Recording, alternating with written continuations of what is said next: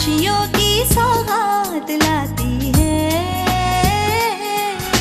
सुख का खजाना दर्शाती है, सबको शांति का पाठ पढ़ाती है, सुख और समृद्धि लाती है। आपकी द्वार, आपकी द्वार, आपकी द्वार, आपकी द्वार,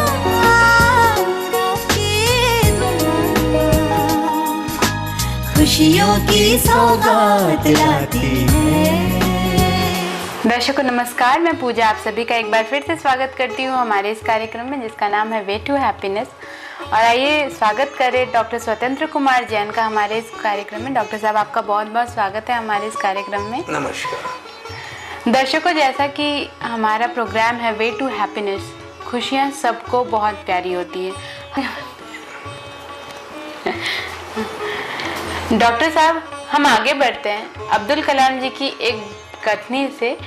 उनका कहना है कि लोगों को अपने जीवन में प्यार करने का टाइम तो मिल नहीं पाता, तो पता नहीं लोग नफरत का टाइम कहाँ से निकाल लेते हैं।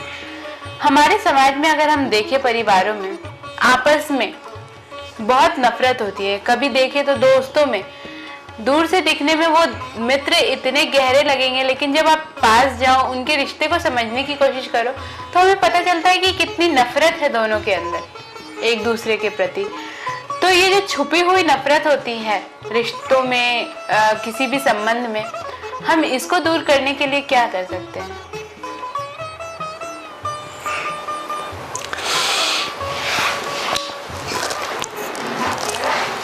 एक सूत्र बताता हूं,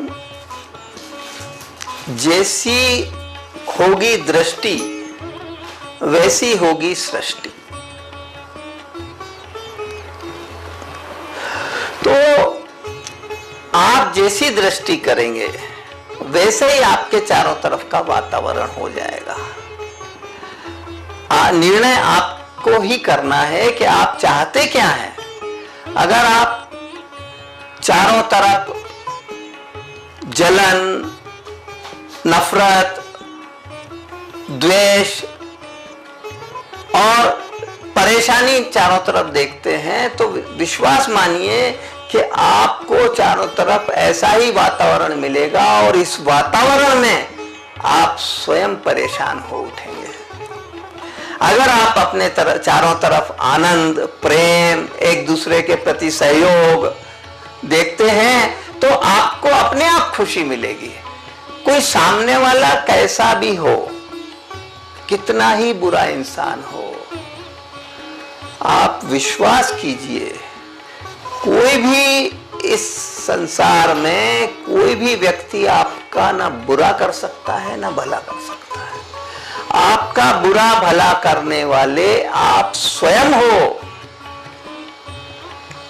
कोई अगर आपको, जैसे महात्मा गांधी जी को गोडसे ने, नाथूराम गोडसे ने गोली मार दी और उनका मरण हो गया। उनके मुंह से एक ही शब्द निकला, हे राम, हे राम। वो उनकी अंदर की शांति थी, अंदर का प्रेम था, जो उनके मुंह से इस मरणांतक वेदना में भी हे राम निकला, क्योंकि वो अपने चारों तरफ वही देखते थे, प्रेम, शांति, सहयोग, एक दूसरे के प्रति वात्सल्य। तो इसलिए उन्हें कहीं कोई शंका नहीं रहती थी, किसी तरह की घबराहट नहीं रहती थी। और जो नफरत देखते हैं वो अपने पास बंदूक लेके चलते हैं, पता नहीं कब कौन मार देगा, तो मैं भी पहले से ही बंदूक निकाल लूंगा। और जो निर्भय है वो बिना किसी अस्त्र शस्त्र के निर्भय होकर चलते हैं। अरे भाई, जिसको मारना हो मार ले, लेकिन मेरा ये शरीर भी अगर मरण का अवसर आएगा, इसकी आयु कर्म खत्म हो जाएगी, तभी मरेगा। किसी ने गोली मारी और इससे मर जाता है, ऐसा नहीं होता है। आपने जितने कर्म बांधे हैं, उन कर्म के आधार पर इस शरीर की आयु निश्चित होती है। पिछले भाव में जो जो आपने कार्य किए हैं, उससे इसकी आयु निश्चित हो गई कि भाई इतने साल आपको जीना है। इतने साल बाद अपने आप ही कोई ना कोई सहयोग मिल जाएगा, कोई गोली मार देगा या किसी एक्सीडेंट हो जाएगा, लेकिन हम तो मरते ही नहीं है भाई। परमात्मा कभी मरण को प्राप्त होता ही नहीं है। आप परमात्मा हो प्रभु, और परमात्मा लोगों से जलन करे, ईर्ष्या करे, नफरत करे, ऐसा कैसे संभव है भाई? जो असंभव है वो कार्य अगर आप करते हो तो आप चारों तरफ वही पाते हो। और अगर आप प्रेम करते हो, लोगों से करुणा करते हो, वात्सल्य करते हो, तो अपने चारों तरफ वही वातावरण रहता है।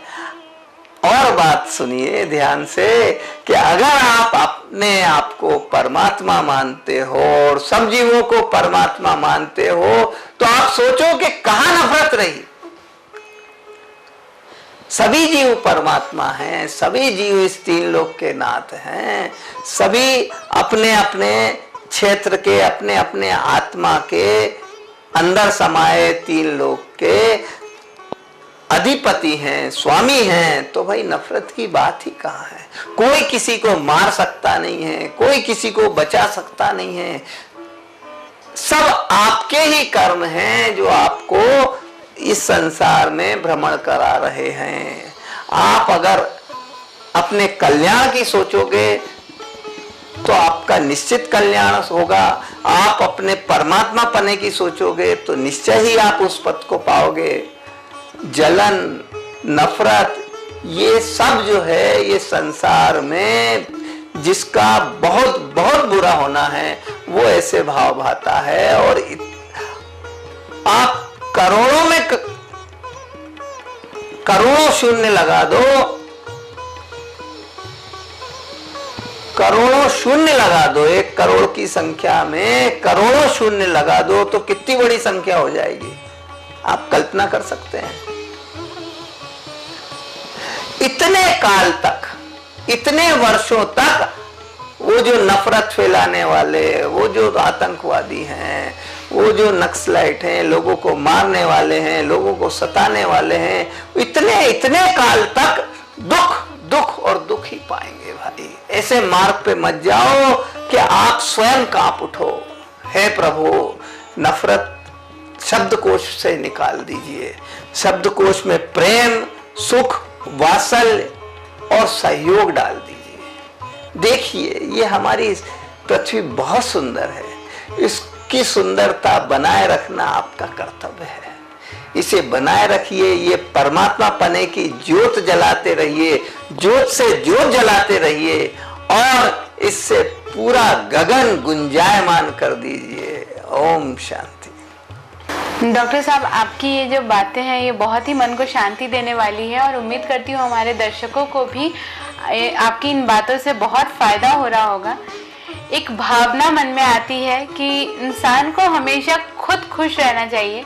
जैसा कि आपने बोला, दुनिया आईने की तरह होती है, हम जैसे होते हैं हमें सामने वाला बिल्कुल वैसा ही दिखता है। तो आप क्या चाहेंगे कि हमारे दर्शक अपने जीवन की दृष्टिकोण अपने परिवार वालों की तरफ जैसा रखते हैं वैसे ही पूरे समाज की तरफ भी रखें? मैं अपने चर्चा में कई बार आपको स्पष्ट कर चुका हूं कि भाई ये विश्व बंधुत्व शब्द आया है ना, वो कल्पना नहीं है, सच्चाई है। इस संसार में जितने प्राणी हैं 7 अरब, वो किसी न किसी जन्म में कभी ना कभी आपके भाई, बंधु, सखा, मित्र, पति, पत्नी या माता पिता रहे हैं। आप आज नहीं जान रहे हो उनको, लेकिन वो किसी न किसी जन्म में आपके बहुत क्लोज रिलेटिव रहे हैं, बहुत अफेक्शनेट रहे हैं, जिन्हें आप अपना दूर का या अनजान जानकर तिरस्कार दृष्टि से देखते हो, है दृष्टि से देखते हो और उन्हें अलग हटा देते हो। ऐसा नहीं है प्रभु, आप प्रभु हो, इस बात को समझो। कहीं कोई बाधा नहीं है, सब हमारे भाई बंधु ही होते हैं, सब हमारे हितैषी ही होते हैं, कोई किसी का दुश्मन होता ही नहीं है। ये दुश्मनी की जो कल्पना कर रहे हो कि वो हमें मार रहा है तो वो हमारा दुश्मन है, अरे भाई अगर वो दुश्मनी निकाल रहा है तो उस पर करुणा करो, क्योंकि वो पता नहीं, मैंने बताया ना कि 1 करोड़ में 1 करोड़ शून्य लगा दो तो कितनी बड़ी संख्या होगी। इतने काल तक वो इस दुश्मनी के परिणाम स्वरूप दुख और दुख पाता रहेगा। कदाचित आपको मार भी दिया उसने तो भयभीत मत, तो आप तो अच्छी गति में जाओगे और ज्यादा उच्च कोटि का पद पाओगे। हो सकता है संसार में बहुत अमीर या राष्ट्राध्यक्ष बन जाओ या स्वर्ग में और ऊंचे देवगति में चले जाओगे। तो ऐसे उत्तरोत्तर उच्च पद मिलते जाएंगे। क्यों? क्योंकि आपने शांति की भावना रखी है, संयम की भावना रखी है, लोगों के हित की भावना रखी है, लोगों के कल्याण की भावना रखी है। तो आपका जितना हित होगा, माने वही 1 करोड़ में 1 करोड़ शून्य लगा दो, इतने काल तक आपका हित ही हित होगा। और यहाँ अगर कोई मार रहा है और आप उसको मार रहे हो तो क्या होगा? आपका भी अहित हो रहा है, उसका भी अहित हो रहा है। तो आप अपना कितने काल, और उसके बाद भी अहित तो होना ही है आपका, क्योंकि आपने भावना दूसरे भाई है। तो थोड़े काल का अगर मान लो उसने चोट पहुंचा दी, आपको दर्द हुआ, उतनी देर के काल में अगर आपने अपना नुकसान मान भी लो तो भी आपका जो करोड़ों में करोड़ों शून्य लगा देने के काल जितना हित हो रहा है, तो 1 पैसे की 1 मिनट की मेहनत करके और आपको हजारों लाखों वर्षों तक सुख और सुख मिले तो वो अच्छा है, या 1 मिनट की अशांति मचाकर और खुद भी क्रुद्ध होकर उसको मारोगे और फिर आप भी वैसे ही करोड़ों अरबों वर्षों तक दुख भोगोगे। तो आपको कौन सा रास्ता अंगीकार करना है, इसका निर्णय आपको ही करना है। कुछ समय का मात्र दुख तो मिलता ही है, अहम भाव की संतुष्टि होती है कि भाई उसने मारा तो मैंने भी मार दिया। अरे भाई, आइंस्टीन ने क्या कहा है आपको शायद पता नहीं है कि इस संसार में आप अपना हाथ भी नहीं हिला सकते हो ग्रहों की दशा चेंज किए बिना।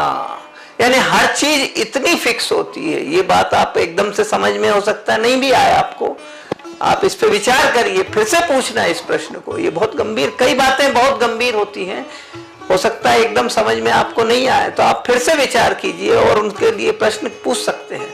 तो हर चीज निश्चित है, and it can be seen on the time scale.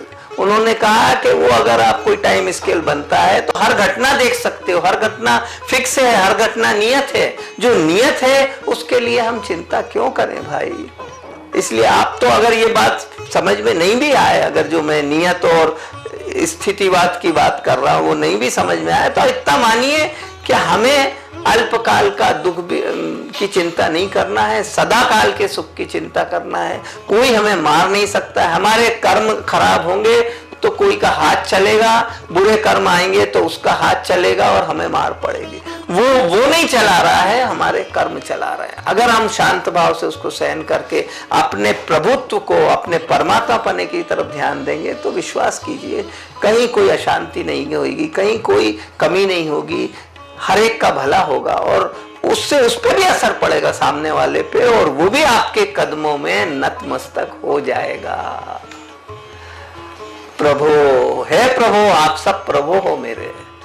आप सबको मैं ये बताना चाहता हूं कि भाई हमें इस संसार को सुखमय बनाना है, इस सुख के मार्ग पर प्रत्येक प्राणी को लाना है। अफ्रीका में, यूरोप में जो बेचारे धर्म को बिल्कुल नहीं समझते हैं, आत्मा को बिल्कुल समझते नहीं, उनको ये सब बातें आश्चर्यजनक लगेगी, लेकिन हमें उनको ये सब बातें उनके कान तक तो पहुंचे ताकि वो विचार तो कर सके। हमारा कर्तव्य इतना ही है, हमारी भावना भी इतनी ही है, और मेरा एकमात्र मन में इच्छा भी यही है कि किसी तरह उनके कान में पहुंचे ताकि वो थोड़ा विचार करें, और अगर विचार करते हैं तो वो भी प्रेरणा पाएंगे और अपना कल्याण करेंगे और इस धरती को स्वर्ग बनाएंगे। ओम शांति। दर्शकों, उम्मीद करती हूँ कि डॉक्टर साहब की बताए हुए बातों को आप ज़रूर अमल करेंगे और जितना हो सके उतना प्रचार प्रसार करेंगे। हम मिलते हैं अगली कड़ी में डॉक्टर साहब के साथ, तब तक के लिए नमस्कार। नमस्कार।